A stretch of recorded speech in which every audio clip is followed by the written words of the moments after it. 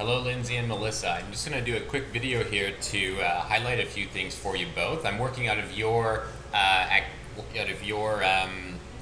demo account here. It's fully enabled, so that means you're going to be able to process fake transactions while they're real transactions, but you'll be able to run through those things and populate some data into your database. So the first thing I'm going to cover is just a few of the basics in the account tab, just a reminder of what we went over. So right here is where you're going to add in calendars.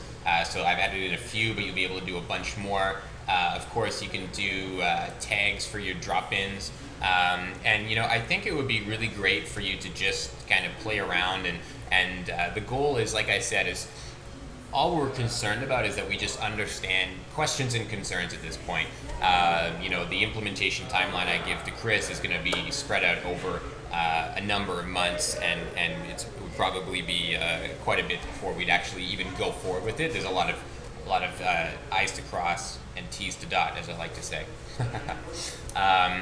Let's dive into the Activities tab. So for just a little reminder to you, when you're inside the Activities tab, so I built a few already based on a few things that I saw. You don't necessarily worry about it being perfect. That's not the most important thing, but definitely mock up your classes here and all that type of stuff. And then you want to go ahead and create a few others. So when you're in the Activities tab, you're going to go ahead and click Edit. Okay, now that's just a little so you're going to be able to create a class or edit a class. Little FYI, if you see here, if you pull, you can drag and drop things around. If you don't like the order, you can actually drag whole sections around as well. If you have this section open here, the drag drop doesn't work. So if you're trying to do it and you're struggling, that'll be the reason why. Tags only works on drop-ins right now, but by the time you guys would become a client, it would be a feature you would have available for your session-based activities. We say sessions, but your perpetual activities. Ledger code, of course, you can create those as well. Just a little reminder here, this is where you're going to add information in. You can start playing with the location schedule and the staff schedule. It's already coming along. It's even further than it was last week. Not much further, but a little bit more. Let me just see if, actually I'll test it on this video. So you're going to be able to choose locations, which it's not letting me do actually. So I can't, unfortunately, but you can get a sense of how things will work out and play out for you. You'll set your schedule here in the short term. Sorry, I got the CEO in the other room doing a meeting.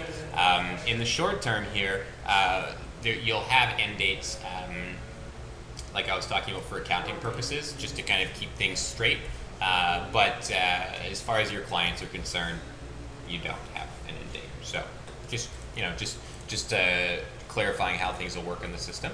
And then of course we're going to do, you see here that the summary occurs and all that type of stuff. So these are the different things there.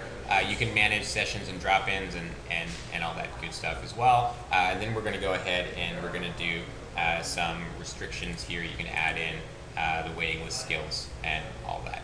So I hope this makes sense, and definitely play around and come back with your questions. When I have a clear understanding of them, I'll be able to really finalize an implementation timeline with Chris that makes sense for you guys and sort of respects your needs.